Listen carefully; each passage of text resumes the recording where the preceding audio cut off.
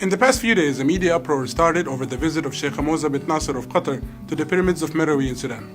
Egyptian media rushed to showcase their astonishment that another country could have pyramids. سمعنا إنه السودان فيها أهرامات. في أهرامات السودان جنب علبتين نستو كده. دي جبنا مثلثات. ومش أي حد يبقى عنده أهرامات، ده الأهرامات دي 7000 سنة. It's not much of their fault though, because this is the result of a massive misinformation campaign that has been going for decades to associate anything that has to do with pyramids or the pharaohs with modern-day Egypt. What these so-called journalists fail to admit though is that there are more of these cheese triangles in the small part of northern Sudan than there are in the whole of Egypt. 220 of them to be precise. You see, Meroe was the capital of the historic kingdom of Kush.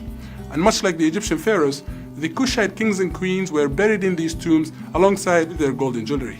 These pyramids, with some of them dating up to 4,600 years, are considered by many archaeologists to be even older than their Egyptian counterparts.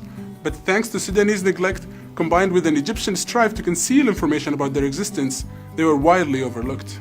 Although it is frustrating for Egyptian media to try to demolish and obliterate all Sudanese history and culture, it's not unprecedented. Over and over again, Egyptian journalists have been falsely claiming that Sudan was occupied by Egypt. Some went even as far as to eradicate all Sudanese history by claiming that Sudan is an extension of the Egyptian state. الأراضي السودانية بالكامل كانت تبع مصر.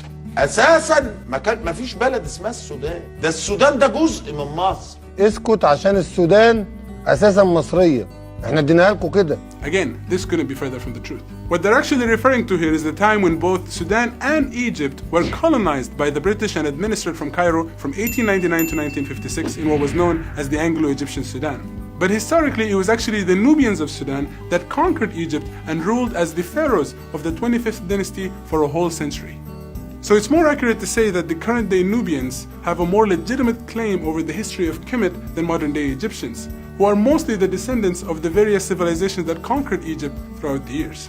One more misconception to put to bed here is the notion that the Nile is somehow an Egyptian property. While it's true that Egyptians have always flourished alongside the banks of the Nile, and the Greek historian Herodotus wrote that Egypt is the gift of the Nile, this legendary river is actually formed in Khartoum and runs its longest course in Sudan.